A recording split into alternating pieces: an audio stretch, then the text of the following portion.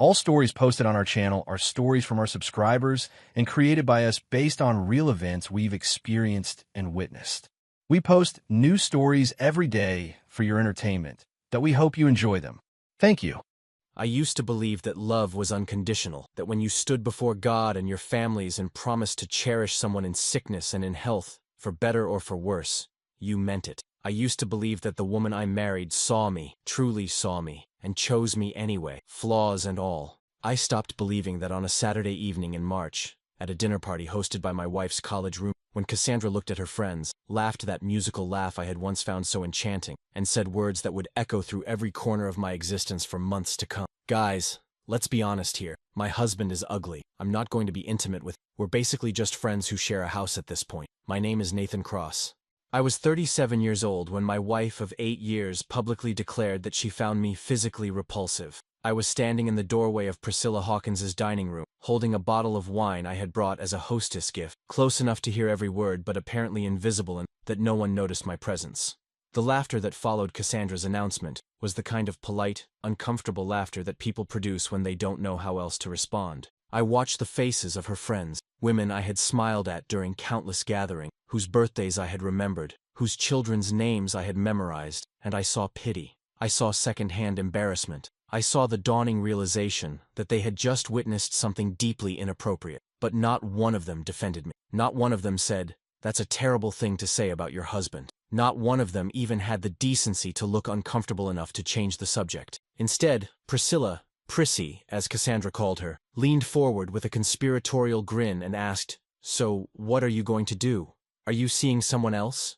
And my wife, the woman I had built a life with, the woman whose hand I had held through her mother's funeral and her brother's bankruptcy, and the miscarriage that had nearly destroyed us both, shrugged carelessly and said, "I'm keeping my options open. A woman has needs, you know." And Nathan, well, let's just say he doesn't exactly inspire passion. I don't remember dropping the wine bottle. I don't remember the crash of glass against hardwood or the spreading stain of Cabernet across Prissy's expensive Persian rug. I only remember the sudden silence, the turning of heads, the moment when Cassandra's eyes met mine, and I saw something I had never seen before. Her expression. Not guilt, not shame, not even surprise. Annoyance. My wife was annoyed that I had overheard her humiliating me in front of her friends. "Nathan," she said, her voice carrying that patronizing tone she had perfected over the years. "How long have you been standing there?" "Long enough." I turned and walked out of that house without another word. Behind me, I heard Cassandra calling my name, heard Prissy's flustered attempts to smooth things over, heard the murmur of voices trying to make sense of what had just happened, but I didn't stop. I couldn't stop. If I stopped, I would have to process what I had heard, and I wasn't ready for that. I walked for hours through the quiet streets of Westchester, past houses with warm lights glowing in windows, past families living their Saturday eves in blissful ignorance of the devastation that can be delivered in a single careless sentence. I walked until my feet ached, and my phone had died from the barrage of unanswered calls, and my mind had gone numb enough that I could finally, mercifully, stop replaying those words on an endless loop. My husband is ugly. I'm not going to be intimate. We're basically just friends. Had she always felt this way? Had the past 8 years been a lie, a performance, a transaction I hadn't understood? I thought back to our wedding day, to the tears in her eyes as she said her vows, to the way she had clung to me during our first dance and whispered that she was the luckiest woman. Had that been real? Or had I been so desperate to believe in love that I had projected emotions onto her that were never there? I thought about the gradual changes in our relationship over the years, the way her kisses had become perfunctory, the way she always seemed to have a headache or be too tired when I reached for her in bed, the way she had started sleeping in the guest room 3 nights a week, claiming that my snoring kept her. I had attributed all of it to the natural evolution of a long-term marriage, to the stress of our demanding careers, to the grief we both still carried from losing the baby we had wanted so desperately. But it wasn't any of those things. It was simpler and crueler than. My wife thought I was ugly, and she had decided at some point that I couldn't pinpoint, that she no longer needed to pretend otherwise. I ended up at a bar near the train station, a dive called Murphy's that I had passed 1,000 times but never entered. The bartender was a grizzled man in his 60s who took one look at my face and poured me a whiskey without asking what I wanted. "Rough night?" he asked. "You could say that." "Woman troubles?" I laughed, but there was no humor in it. "Is it that obvious?" "Son, I've been tending bar for 40 years. I know the look of a man whose heart just got ripped out of his chest." I downed the whiskey and gestured for another. "My wife told her friends I'm ugly, said she doesn't want to be intimate with me anymore, said we're basically just friends." The bartender winced. "Damn, that's cold. The worst part is, she didn't even know I was listening." She wasn't trying to hurt me. She was just stating facts, like she was describing the weather or what she had for lunch. Sometimes the cruelest things people say are the ones they don't think twice about. I stayed at Murphy's until closing time, talking to the bartender, whose name, I eventually, was Frank, about life and love and the ways we deceive ourselves into believing that we know the people closest to us. Frank had been married 3 times, divorced twice, and widowed once. He had a philosophical perspective on relationships that came from decades of watching people at their best, worst.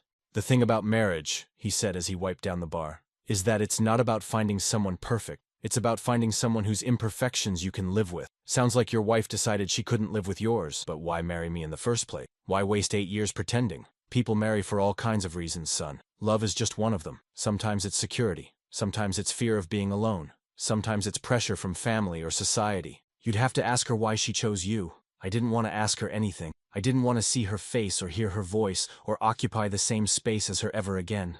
But I knew that was impossible. We shared a house, a mortgage, a life. Untangling all of it would take time. Time I would have to spend in close proximity to a woman who apparently found me repulsive. Frank called me a cab around 2 a.m., and I gave the driver my address with a sense of dread that settled in my stomach like lead. The house was dark when I arrived. Cassandra was either asleep or still at Prissy's, trying to do damage control. I let myself in quietly, poured myself another drink, and sat in the darkness of my living room, staring at nothing. This was my life now. This was the truth I had been too blind or too foolish to see. My wife didn't love me. Maybe she never had. And I had no idea what to do next. I must have fallen asleep on the couch because that's where Cassandra found me the next morning, still in my clothes from the night before, an empty whiskey glass clutched in my... She was standing over me when I opened my eyes, her arms crossed, her expression a mixture of irritation and something that might have been concern. "We need to talk," she said. I sat up slowly, my head pounding from the alcohol, my mouth tasting like regret. "Do we? I think you said everything that needed to be said last night. Nathan, you're overreacting. What I said at Prissy's, it was just girl talk. I didn't mean anything by it. You told your friends I'm ugly. You told them you don't want to be intimate with me. You told them you're keeping your options open." I stood up, needing to be at eye level with her, needing her to see the devastation she had caused.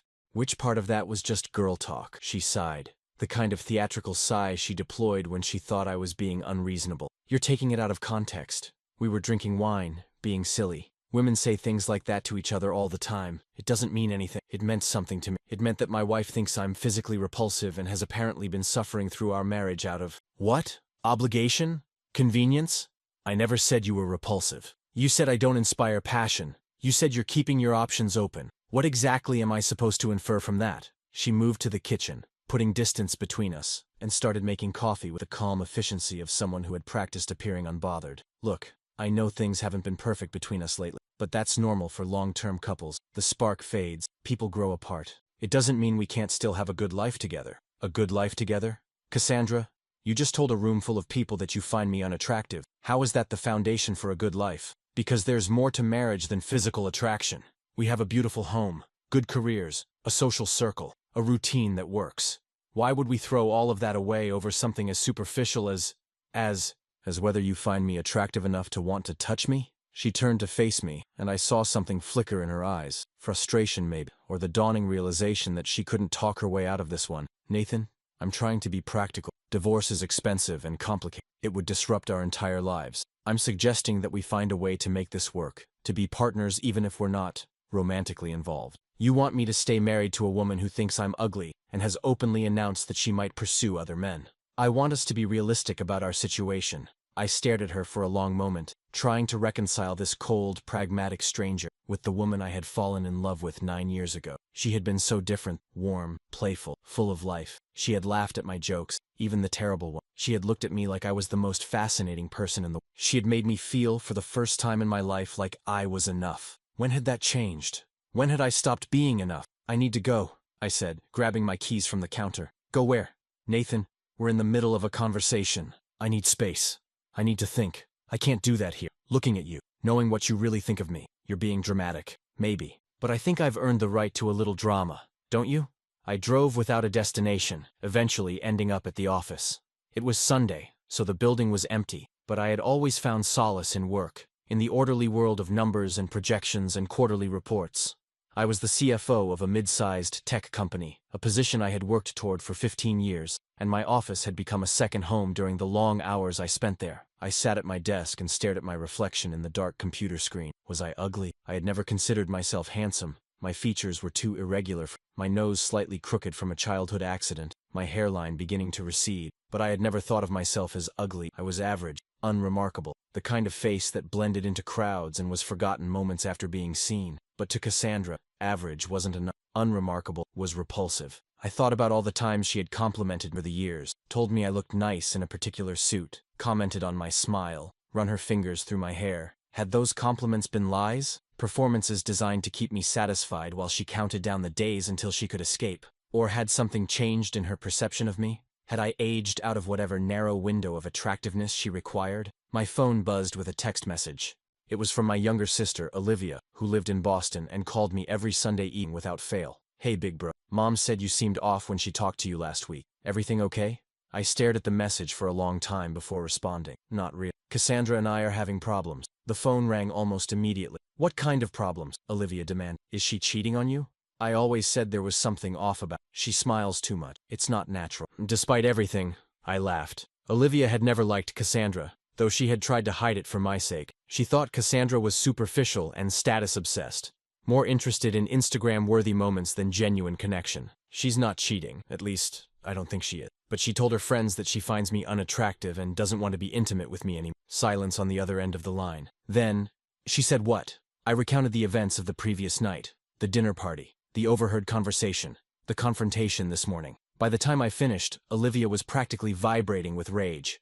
That absolute monster. How dare she? Nathan, you are not ugly. You're kind and smart and successful, and any woman would be lucky to have you. Cassandra is a shallow, narcissistic nightmare, and I've thought so since the day I met her. You never said anything. Because you loved her. Because you seemed happy. What was I supposed to do? Tell you your wife was secretly a terrible person, and watch you choose her over me? I wouldn't have. Yes, you would have. That's what people in love do. They defend their partners against anyone who criticizes. But now the mask is off, Nate. You've seen who she really is. Please tell me you're not going to try to save this marriage. I rubbed my temples, feeling the headache intensify.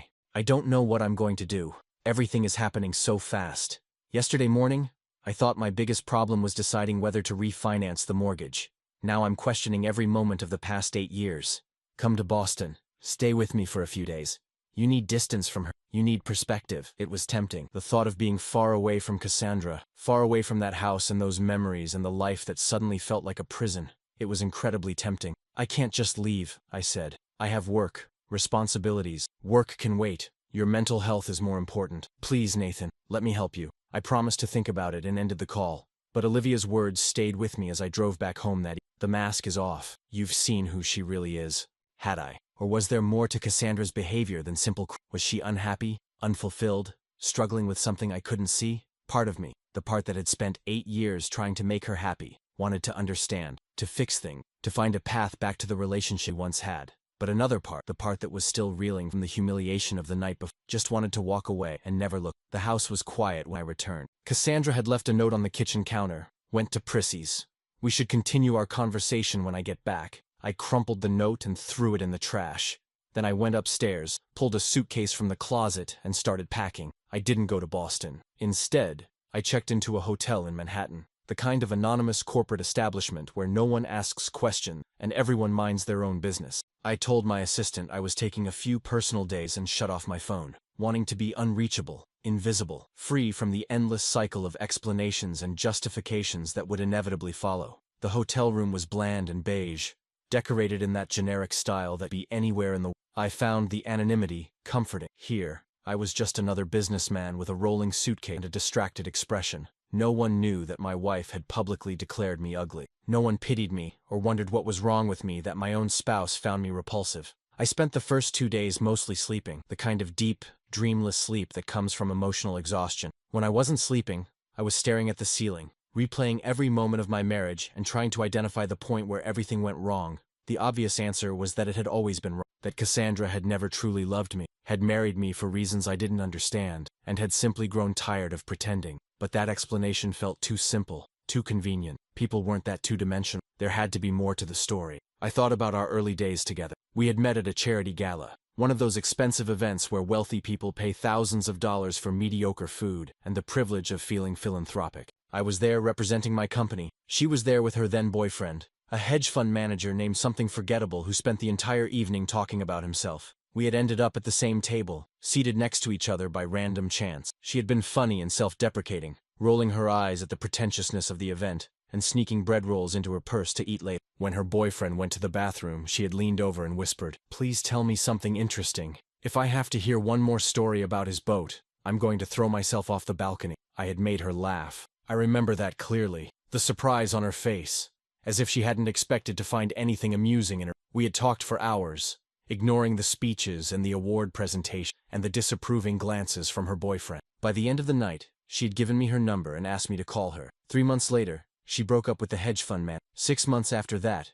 we were engaged. 2 years later, we were married in a ceremony that her mother had orchestrated down to the last detail. Had she loved me then? I wanted to believe she had. I wanted to believe that what we had was real, at least in the beginning. The alternative, that I had been fooled from the start, that my entire marriage was a fiction, was too painful to contemplate. On the third day, I finally turned my phone back on. There were dozens of messages from Cassandra, ranging from concern to anger to cold practicality. There were voicemails from my mother, my sister, my best friend Derek, all wanting to know where I was and what was happening. There was even a text from Prissy, apologizing for the scene at her house and offering to talk if I needed someone neutral to confide in. I ignored all of them except Derek's message, which simply said, "I'm here when you're ready. No pressure." Derek Chen had been my best friend since college. 20 years of friendship that had survived career changes, geographic relocations, and the various dramas of our respective personal lives. He had been the best man at my wedding and the first person I called when we lost the baby. If anyone would give me honest advice without judgment, it was him.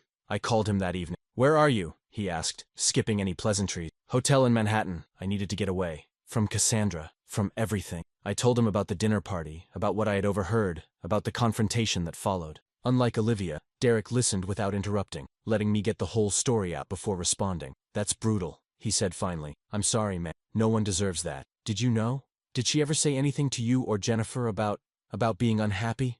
Derek was quiet for a moment too long. "What?" I pressed. "What aren't you telling me?" "It's not that she said anything specific, but Jennifer mentioned a few times that Cassandra seemed dissatisfied. She complained about the house being too small, about not traveling, about your social circle not being exciting enough. Jennifer thought she was just venting, but now it makes sense. I'm sorry I didn't say anything. I thought it was just normal marriage stuff. Every couple complains about each other sometimes. There's a difference between complaining and telling your friends your husband is too ugly to sleep with." "Yeah, there definitely is." We talked for another hour, with Derek offering advice and support in equal measure. He thought I should take some time before making any major decisions, give myself space to process before doing anything drastic. He also thought I should see a therapist. Not because anything is wrong with you, but because this is the kind of trauma that benefits from professional help. I wasn't sure about therapy, but I agreed to think about it. What I really needed was clarity. I needed to understand what had happened to my marriage and what I wanted to do about it. The next morning, I went for a walk through Central Park trying to clear my head. The spring air was crisp and the trees were beginning to bud, and the park was filled with joggers and dog walkers and tourists taking photos of everything. I found a bench near the Bethesda fountain and sat there for hours, watching the world go by. A woman sat down next to me around noon, middle-aged, with graying hair and kind eyes. She was eating a sandwich from a paper bag and seemed content to sit in companionable silence. "Beautiful day," she said eventually. "It is. You look like a man with a lot on his mind," laughed softly. "Is it that obvious? I'm a therapist. Reading people is kind of my job." "Great. My best friend just told me I should see a therapist. Maybe the universe is sending me a sign." She smiled and handed me a business card. "Dr. Leonard Hayes, clinical psychologist. An address on the Upper East Side." "That's my husband," she explained. "He's excellent with men going through life transitions. Tell him Eleanor sent you." I looked at the card for a long moment, then put it in my pocket. "Thank you. Sometimes the universe does send signs," Eleanor said. "The trick is being open enough to receive them." She finished her sandwich, wished me well, and walked away, leaving me alone with my thoughts and a business card that suddenly felt heavy with possibility. Maybe it was time to start making some changes. I called Dr. Leonard Hayes the following Monday and made an appointment for later that week. His office was in a brownstone on East 72nd Street, the kind of elegant building that suggested expensive taste and successful clientele. The waiting room was decorated with abstract art and leather furniture, and a white noise machine hummed softly in the corner. Dr. Hayes was a tall man in his 60s with a neatly trimmed beard and the calm demeanor of someone who had heard every human tragedy imaginable. He gestured me to a comfortable chair and spent the first few minutes establishing rapport, asking about my work, my family background, my reasons for seeking therapy. When I finally told him about Cassandra, about the dinner party and the aftermath, he listened with the same attentive silence that Derek had displayed. But unlike Derek, he asked probing questions that forced me to examine aspects of the situation I hadn't considered. You mentioned that your wife's behavior changed over the years. When did you first notice something was different? I thought about it. Maybe 2 or 3 years in, she started being more critical, not just of me, but of everything. The house, our friends, her job. I thought she was just going through a stressful period. And how did you respond to her criticism? I tried to fix things. If she complained about the house, I suggested renovations. If she complained about our social life, I planned trips and outings. I thought if I could just make her happy, things would get better. Did they? No. The more I tried to please her, the more she seemed to pull away. It was like nothing I did was ever enough. Dr. Hayes nodded thoughtfully. It sounds like you were operating from a belief that your wife's happiness was your responsibility. That if you just worked hard enough, loved her well enough, you could control her emotional state. Isn't that what marriage is about? Making each other happy? Marriage is about partnership, support, shared growth. But each person is ultimately responsible for their own happiness. You can contribute to your partner's well-being, but you cannot, and should not, be the sole source of it. His words hit me like a revelation. For years I had been exhausting myself trying to make Cassandra happy, taking her dissatisfaction personal, believing that if she was unhappy, it must be because I was failing in some fundamental way. But what if her unhappiness had nothing to do with me? There's something else I want you to consider, Dr. Hayes continued. Your wife's declaration that you are ugly, that's not a statement about objective reality. It's a statement about her perception, which is shaped by her own psychology, her own needs, her own limitations. But if she finds me unattractive, that's her experience. It doesn't define your worth or your attractiveness to the rest of the world. You are not ugly because one person says so. You are not unworthy of love because one relationship has failed. I wanted to believe God, how I wanted to believe him. But years of conditioning, of looking at myself through Cassandra's eyes, of internalizing her criticism as truth, made it difficult. How do I stop caring what she thinks? I asked. You don't stop caring overnight. It's a process of examining your beliefs, challenging your assumptions, rebuilding your sense of self. That's what we'll work on together, if you're willing. I was willing. For the first time since that terrible night at Prissy's house, I felt a glimmer of hope. Over the following weeks, I settled into a routine. I moved out of the hotel and into a furnished apartment in Brooklyn, a temporary arrangement, while Cassandra and I figured out what to do with the house. I went to therapy twice a week, peeling back layers of self-doubt and codependency that had accumulated over years. I reconnected with friends I had neglected during my marriage, people who had drifted away as I became more focused on making Cassandra happy. And slowly, painfully, I began to see my relationship clearly for the first time. Cassandra had never been satisfied. Not with me, not with our life, not with anything. Her criticism wasn't a response to my inadequacies. It was a fundamental aspect of her personality, a perpetual restlessness that no amount of effort could. I had spent 8 years trying to fill a void that could not be filled, sacrificing my own needs and desires in pursuit of an impossible goal. The realization was liberating and devastating in equal measure. Liberating because it meant I wasn't the failure I had believed myself to be. Devastating because it meant my entire marriage had been built on a foundation of sand. I filed for divorce in May, citing irreconcilable differences. Cassandra contested it at first, arguing that we could still work things out, that I was being hasty and emotional. But when she realized I was serious, that I wasn't going to be talked or manipulated back into the marriage, she finally agreed to negotiate. The divorce proceedings were contentious but ultimately fair. We split our assets evenly, sold the house, and went our separate ways. By the time the final papers were signed in August, I felt like a different person. Older, certainly, and scarred, but also stronger and more self-aware than I had ever been. At my last therapy session before the divorce was finalized, Dr. Hayes asked me what I had learned from the experience.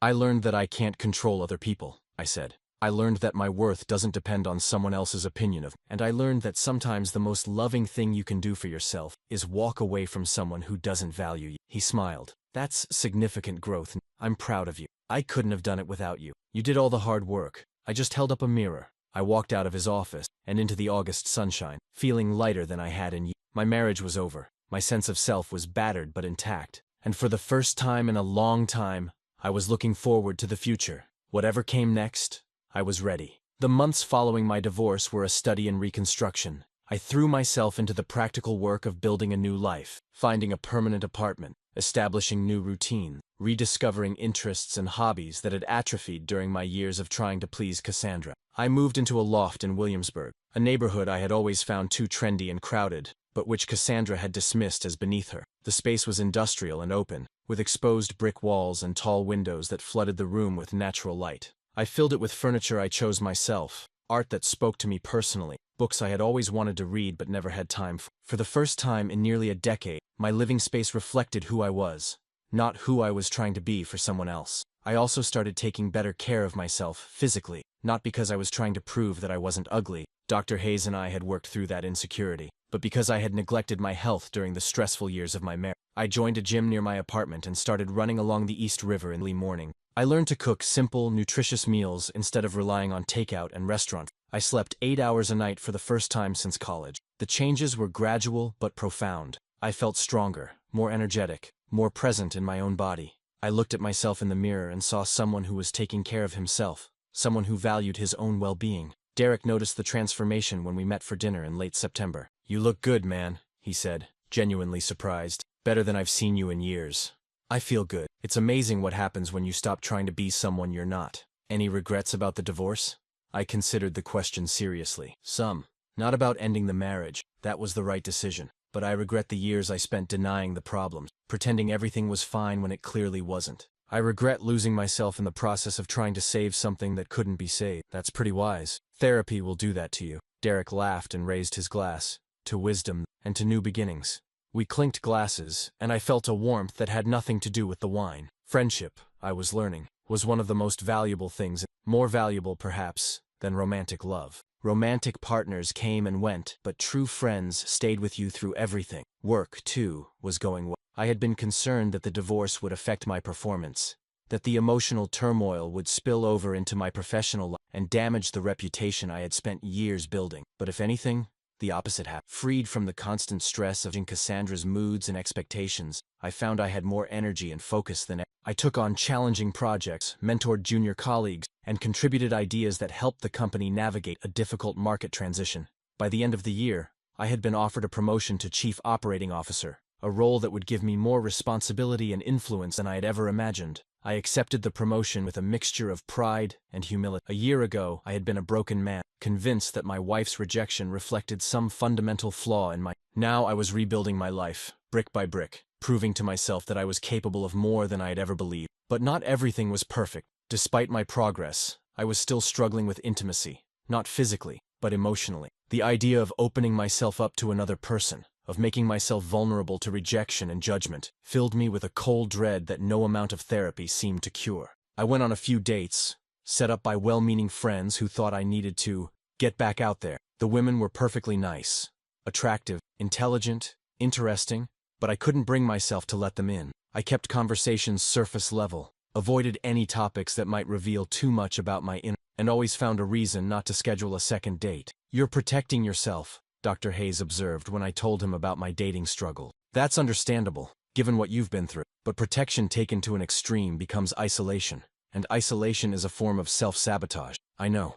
I just don't know how to stop." "You stop by taking small risks, by allowing yourself to be seen, even when it's frightening, by trusting that you can survive rejection, because you can. You've already proven that." His words made sense intellectually, but putting them into practice was another matter entirely. Every time I considered opening up to someone new, I heard Cassandra's voice in my head. "My husband is ugly. I'm not going to be intimate." Would every woman I dated eventually feel the same way? Was there something fundamentally repulsive about me that would inevitably emerge, no matter how hard I tried to hide it? These were the fears that kept me awake at night, that followed me like shadows even on my brightest days. I was rebuilding my life, yes, but the foundation was still cracked in places I didn't know how to repair. The new year brought with it a resolution I had not planned to make. I was at a party at Derek's apartment, a crowded, noisy affair filled with couples kissing at midnight and champagne toasts and the hopeful energy of new beginnings, when I met Amelia Foster. She was standing by the window, looking out at the fireworks exploding over the East River, her expression one of quiet contemplation that seemed out of place amid the revelry. She had honey-brown hair pulled back in a simple ponytail, and eyes the color of sea glass,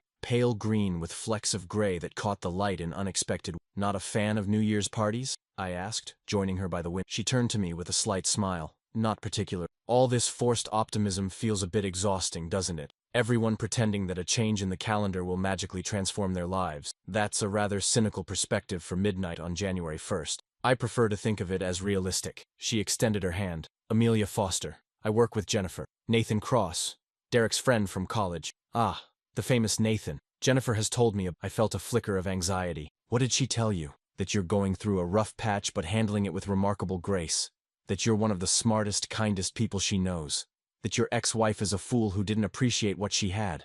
I laughed despite myself. That's quite an endorsement. Jennifer doesn't give endorsements lightly, so either you're genuinely impressive, or she's been drinking too much champagne. We talked for the rest of the party, oblivious to the countdown and the cheering and the parade of guests stopping by to wish Derek and Jennifer a happy new year. Amelia was a social worker specializing in child welfare, a job that required equal parts compassion and toughness, she explained. Because the work was emotionally brutal but absolutely necessary. I've seen the worst of what people can do to their own children, she said, her expression darkening. It changes your perspective on everything, makes you appreciate the small kindnesses, the everyday decencies that most people take for granted. That sounds incredibly difficult. It is. But it's also meaningful in a way that most jobs aren't. I go home at the end of the day knowing that I made a difference, that some kid is a little bit safer because of the work I did. I found myself admiring her, not just her appearance, though she was certainly attractive, but her substance. Here was a woman who had dedicated her life to something larger than herself, who faced ugliness and suffering on a daily basis, and still found reasons to keep going. When the party wound down, I asked for her number. She gave it to me with a teasing smile. I should warn you, I'm not an easy person to date. My work schedule is unpredictable. I have very little patience for superficiality, and I've been told I'm intimidating. I can handle intimidating. We'll see.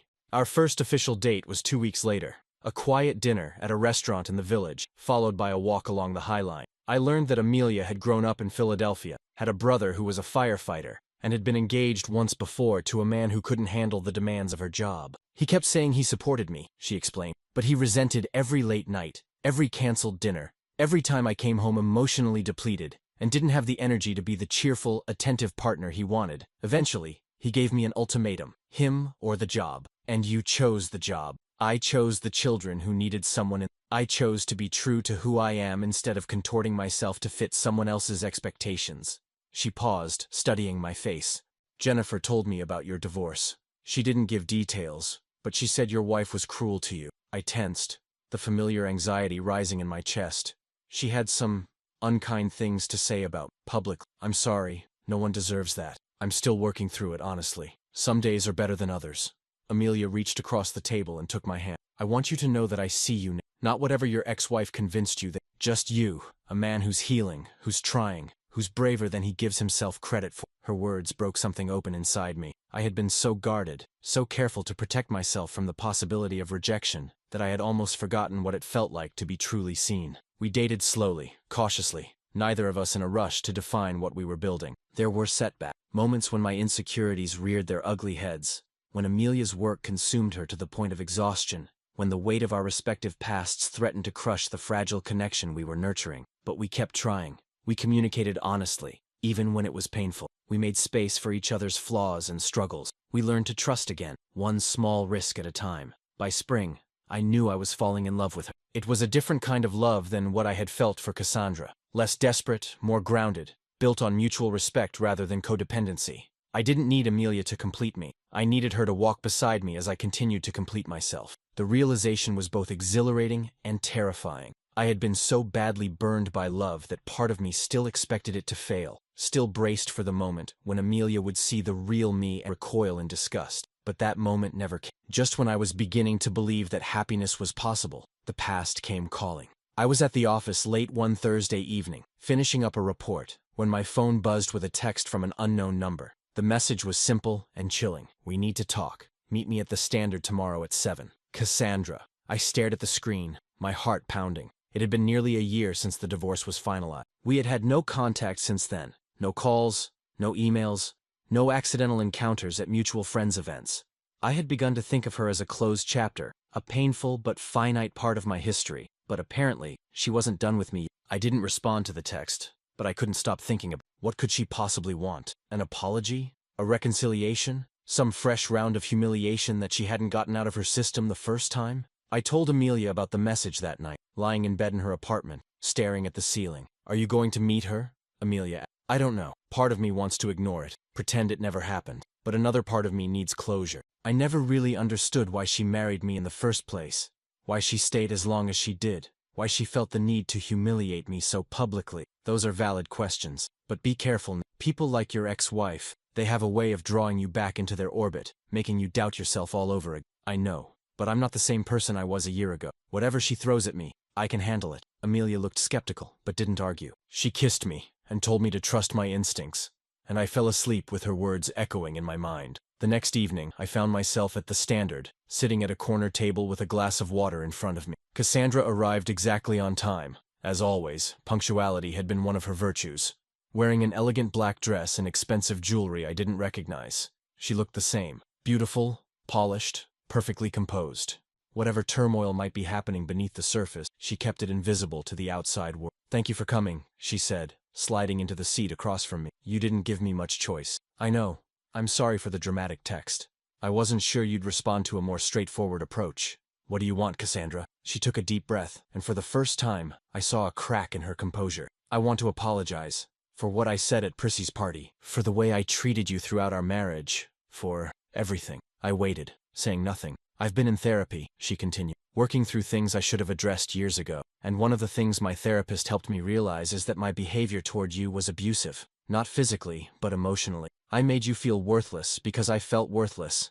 I criticized you constantly because I couldn't accept myself. I said those terrible things about your appearance because I was projecting my own insecurities onto you. That's quite a revelation, I know, and I don't expect you to forgive me. What I did is unforgivable. I destroyed our marriage. I humiliated you in front of people we knew. I made you doubt your own worth. No apology can undo that damage. Then why are you here? Because my therapist said that part of my recovery involves acknowledging the harm I've and taking responsibility for. I'm not here to ask for forgiveness or to rekindle any. I'm here because you deserve to hear that what happened wasn't your fault. You weren't ugly. You weren't unlovable. You were a good husband, and I was too broken to appreciate you. I sat with her, letting them sink in. For so long, I had carried the weight of her rejection, convinced that there was something wrong with me. Hearing her admit that the problem had been hers, not mine, was unexpectedly powerful. I appreciate you saying that, I said finally. It doesn't erase what happened, but it helps.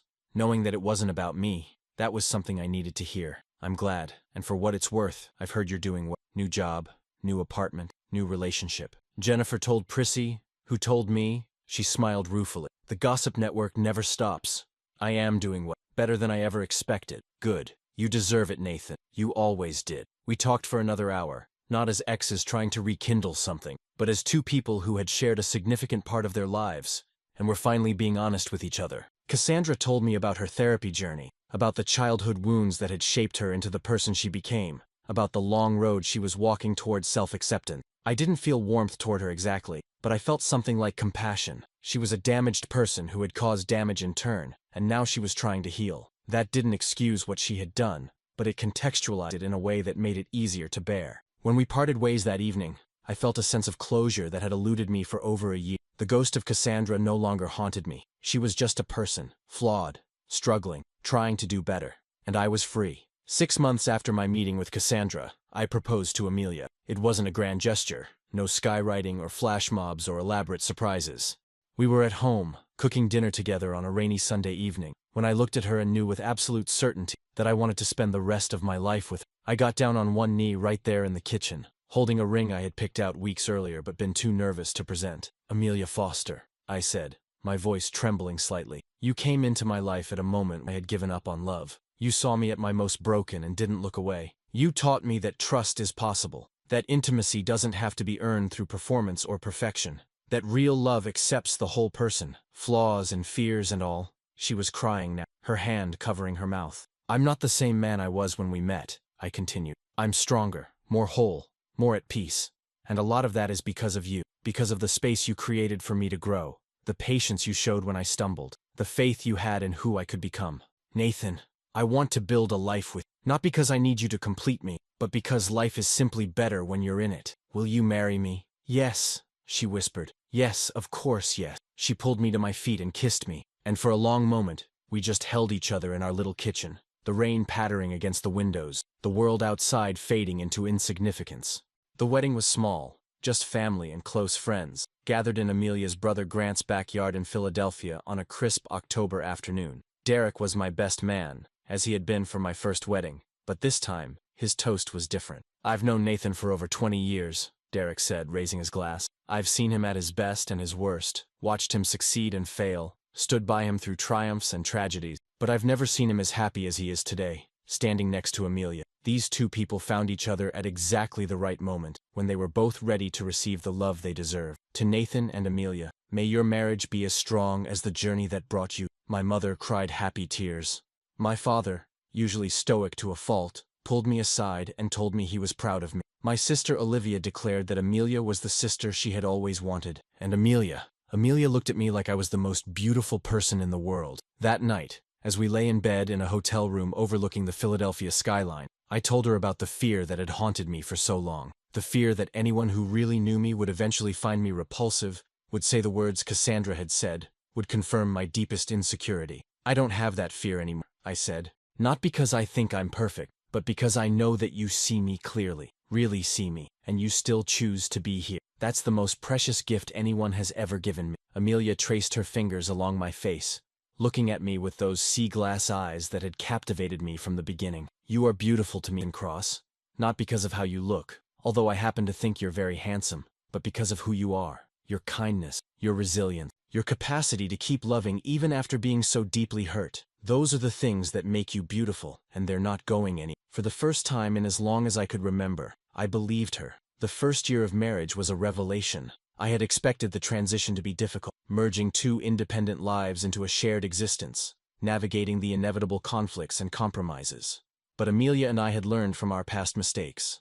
We communicated obsessively, flagging concerns before they could fester, addressing conflicts directly rather than letting them accumulate. We moved into a brownstone in Park Slope, a place large enough for the family we hoped to build someday. Amelia continued her work in child welfare. I thrived in my new role as COO, leading the company through a period of significant growth and transformation. Our routines were simple and satisfying. Coffee together every morning, regardless of how busy our schedules. Sunday dinners with friends and family, rotating through our combined social circle. Date nights every other Friday, taking turns planning activities that ranged from fancy restaurants to bowling alleys, to just staying home and watching terrible movies. It was the life I had always wanted but hadn't known how to build. A partnership based on equality and mutual support, where both people were fully themselves, rather than performances of who they thought they should be. Not that everything was perfect. We argued about household chores, about how much time we spent on our respective careers, about when to start trying for children. But our arguments were productive rather than destructive, aimed at resolving problems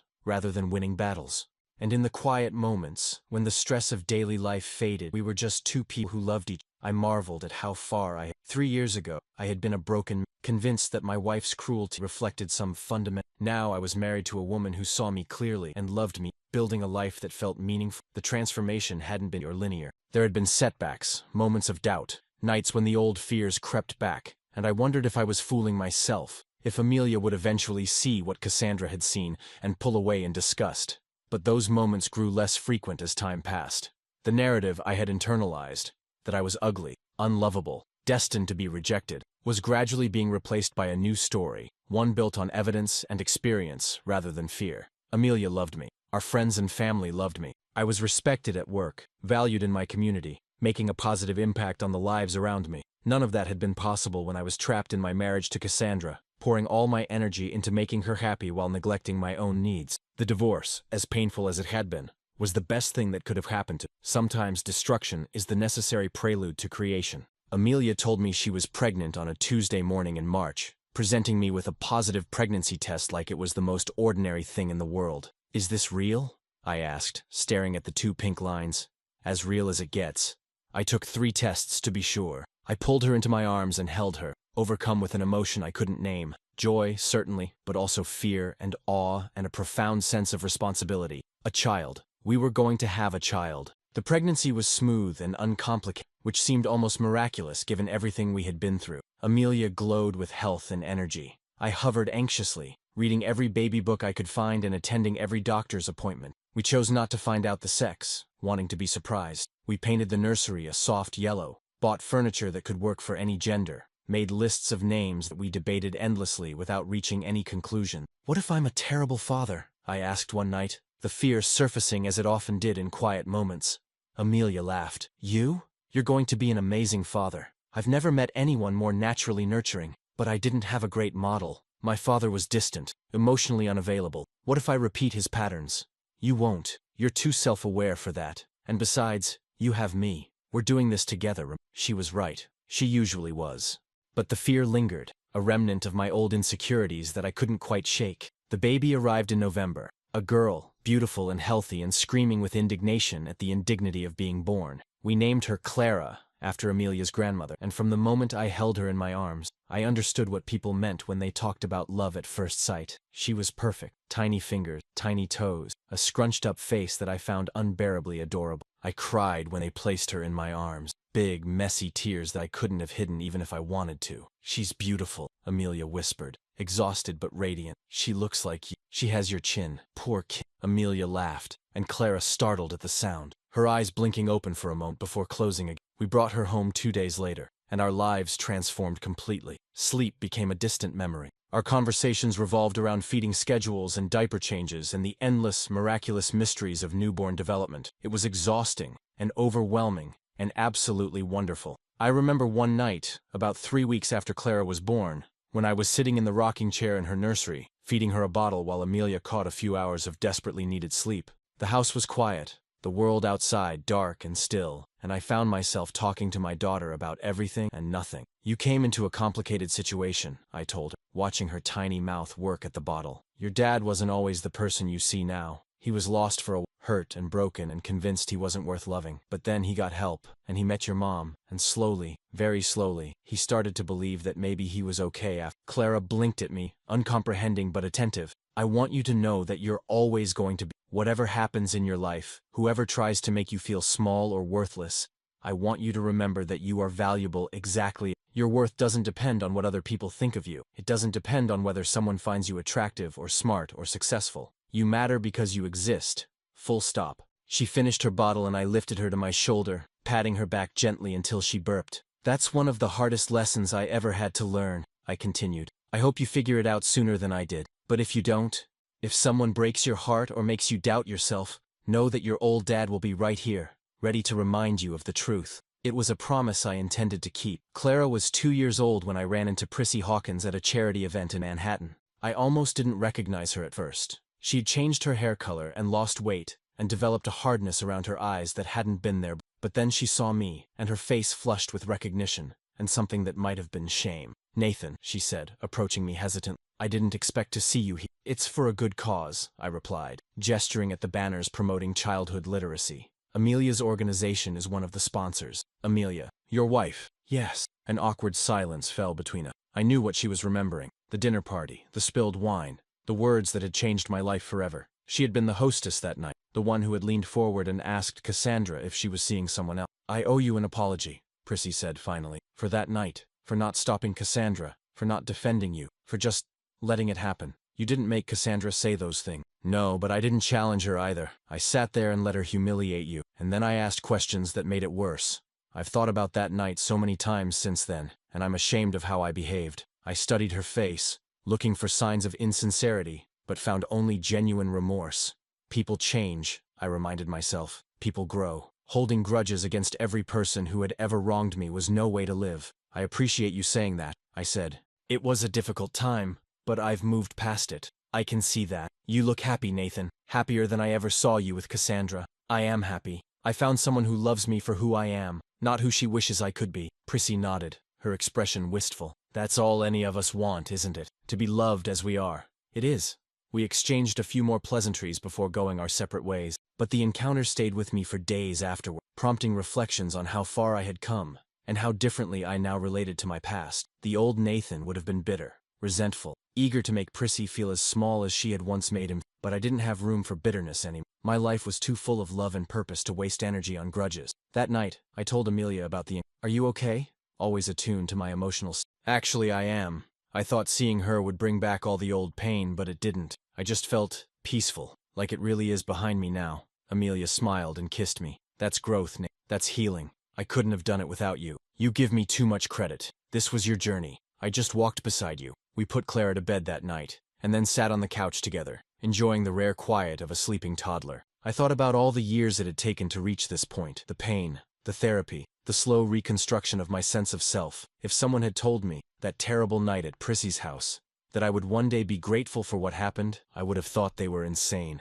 But in a strange way, I was grateful. Cassandra's cruelty had shattered the comfortable illusions I had built around my marriage, forcing me to confront truths I had been avoiding for years.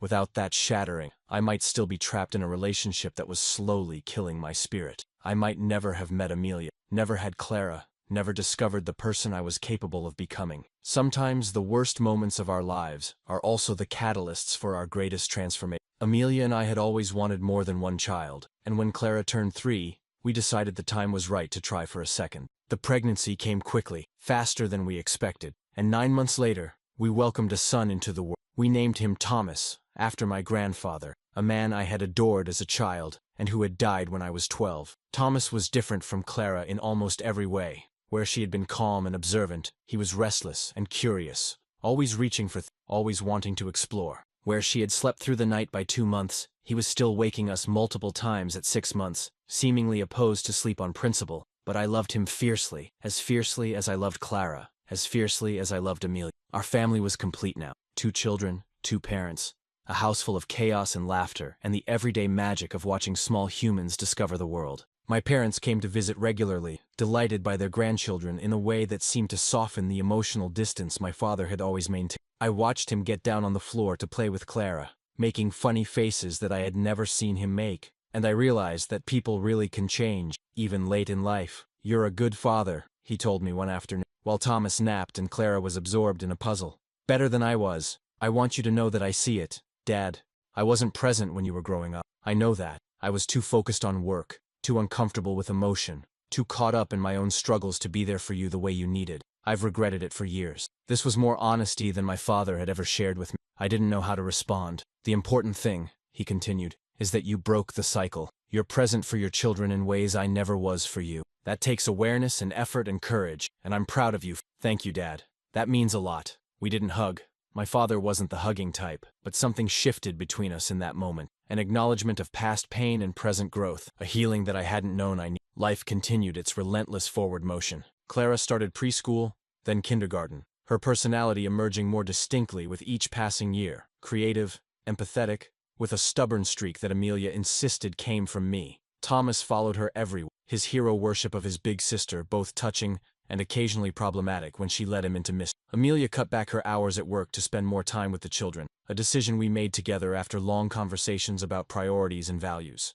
I did the same, declining a promotion that would have required more travel and longer hours in favor of being home for dinner most nights. We weren't sacrificing our careers exactly. We were making conscious choices about what mattered most, refusing to let professional success come at the cost of family connection. I thought often, during those years, about the man I had been when I was married to Cassandra, so focused on achievement, on external validation, on making her happy at any cost. I had confused success with worth, had believed that if I just worked hard enough, accumulated enough accolades, I would finally feel like enough. But enough had never come from achievement. It came from love, loving others, being loved in return, and learning finally to love myself. Clara was 7 and Thomas was 4 when I received a letter from Cassandra. It was handwritten, which surprised me. In all our years together, I had rarely seen her write anything by hand. The envelope was addressed to me at our home, with no return address, and I opened it with a mixture of curiosity and trepidation. "Dear Nathan, I hope this letter finds you well. I debated for a long time whether to send it, knowing that you've moved on and might not want to hear from me. But some things need to be said, even if the timing is imperfect. I've been thinking a lot lately about our marriage. Not with regret exactly, but with a clearer understanding of what happened and why. Therapy has helped me see patterns in my behavior that I was blind to. The way I criticized and controlled, the way I made you responsible for my happiness, the way I publicly humiliated you at Prissy's party, saying things that no one should ever say about their partner. I said you were ugly, Nathan. I said it casually, carelessly, as if it were an obvious fact rather than a devastating cruelty. And then I lived with the consequences of that cruelty, losing you, losing our marriage, losing the life we had built together. For a long time, I blamed you for the divorce. I told myself that you were too sensitive, too quick to give up, too unwilling to fight for us. But my therapist helped me see the truth. You weren't giving up. You were protecting yourself from someone who had proven repeatedly that she didn't value you. That's not weakness. That's self-respect. I've spent the last several years working on myself, trying to understand why I was so cruel, and what I can do to change. I'm not going to claim that I'm a completely different person. Change doesn't work that way, but I'm more aware now. I think twice before speaking. I try to see people as they are rather than as projections of my own insecurities. You didn't deserve what I did to you. You were a good husband, patient, kind, devoted. I was too damaged to appreciate it, and for that, I am truly sorry. I'm not writing to ask for anything. I don't expect a response or a reconciliation or even forgiveness. I'm writing because you deserve to hear this, explicitly and unambiguously. The problem was never you. It was always me. I hope your new life is everything you deserve. I hope your wife knows how lucky she is. And I hope someday you can think of me without anger, maybe even with a little compassion for the broken person I was. Take care of yourself, Nathan. Cassandra. I read the letter 3 times, then folded it carefully and put it away in my desk drawer. That evening, I showed it to Amelia. She read it silently, her expression thoughtful. How do you feel? She asked when she finished. Honestly, sad. Not for me, but for her. She spent all those years making both of us miserable because she couldn't deal with her own issues. That's a tragedy, in its own way. It is. But it's not your tragedy to carry. I know. I just hope she finds peace. I hope she finds someone who can love her and whom she can love in return. Everyone deserves that. Amelia smiled and took my hand. You've come a long way, Nathan Cross. The man I met wouldn't have been able to wish his ex-wife well. The man you met was still trapped in anger and resentment. It took time to let that go. But you did let it go. That's what matters. We sat together in comfortable silence, the children's laughter echoing from upstairs where they were playing before bedtime. I thought about the journey that had brought me, the pain and healing, the darkness and light, the long road from self-doubt to self-acceptance. Cassandra's letter was a coda to that journey, a final acknowledgement of what had happened and why. I didn't need her apology to know my worth anymore, but it was nice to receive it anyway. The past was truly past now, and the future stretched out before me, full of possibility and promise. I turned 50 on a sunny Saturday in June, surrounded by the people I loved most in the world. Amelia had organized a surprise party, something I usually hated but couldn't bring myself to be annoyed about when I saw everyone gathered in our backyard. My parents were there, older now, but still sharp-witted and engaged. My sister Olivia had flown in from Boston with her husband and 3 children. Derek and Jennifer, along with colleagues from work and friends from the various stages of my life. And at the center of it all were Clara and Thomas, now 16 and 13. No longer the babies I had once rocked to sleep, but young people with their own personalities, their own dreams, their own paths to walk. Clara had grown into a thoughtful, artistic teenager, passionate about environmental justice and determined to change the world. Thomas was more reserved, drawn to science and technology, with a dry wit that caught me off guard and made me laugh. They were both good kids, not perfect, but kind and curious and fundamentally decent. I had done something right. The party was exactly what not the extravagant celebration I would have once craved, but a gathering of people who genuinely cared about it. We ate too much, laughed too loud, and stayed up too late. By the time the last guests left and the children had gone to bed, I was exhausted, profoundly content. Amelia and I sat on the back porch, looking at the stars, holding hands the way we had on our very first date. 50 years, I said. I never thought I'd be this happy Why not? When I was younger, I had all these ideas about what my life was supposed to look like. The perfect career, the perfect marriage, the perfect image of success. None of it included being divorced at 38 and starting over from scratch. But here you are. Here I am, with a life I never could have imagined and wouldn't trade for anything. Amelia leaned her head against my shoulder. You know what I love most about you, Nathan Cross? What's that? Your capacity for transformation. Most people, when they go through what you went through, stay bitter. They let the pain define them. But you took everything that happened, the cruelty, the humiliation, the heartbreak, and you used it to become a better person.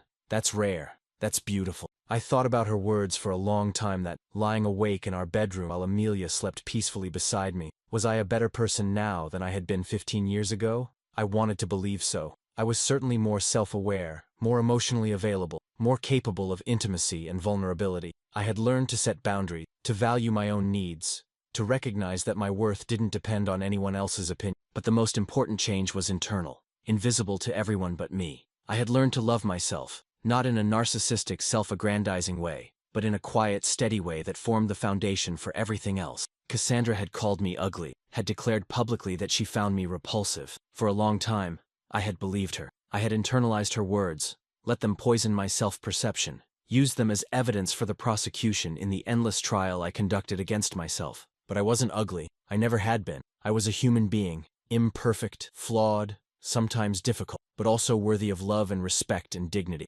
Everyone. The next morning, I woke up early and went for a walk through the neighborhood, as I often did when I needed to think. The streets were quiet, the air fresh and cool, the world full of the ordinary beauty that I had once been too distracted to notice.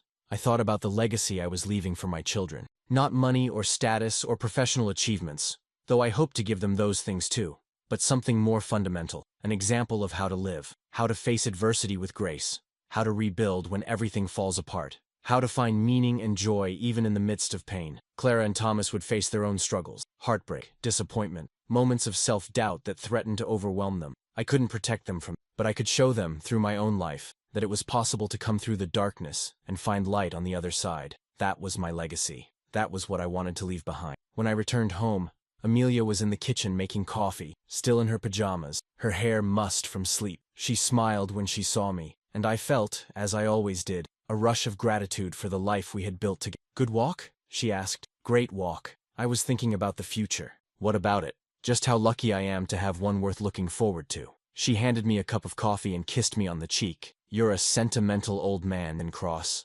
Guilty as charged." We stood there together in the quiet morning light, two people who had found each other against all odds, who had built a life on the ruins of past disappointments. It wasn't the life I had expected, it was better, and that, in the end, was the only truth that mattered.